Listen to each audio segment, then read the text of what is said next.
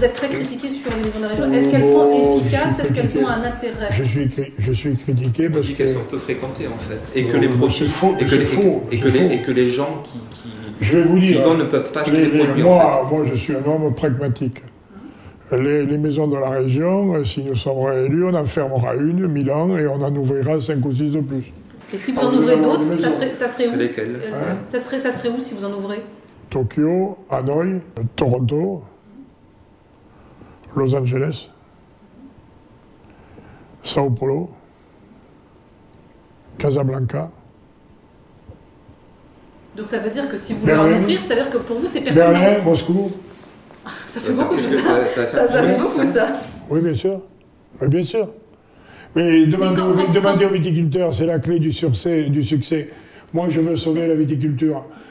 Concrètement. Mais il paraît qu'on ne peut pas acheter du vin là-bas. Mais bien sûr, mais ce n'est pas des marchands de vin. Je n'ai pas ouvert des bistrots. Et ben donc du coup, quel est l'intérêt de ce type de maison? Vous allez à Shanghai, par exemple, c'est... Si on ne peut pas déguster du vin, c'est qu'on en a acheté. Demandez à Shanghai, par exemple, c'est plein en permanence.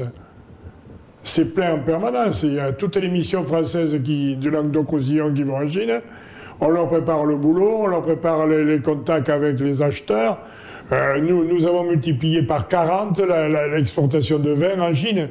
Par exemple, nous avons signé des contrats, il y a 3 mois, on a signé un contrat avec la plus grande société chinoise de pétrole qui exploite les postes d'essence des routes chinoises, et on vend que nos vins du Languedoc-Roussillon dans tous les postes d'essence. Aujourd'hui, ils vendent 3 bouteilles par jour et par poste d'essence.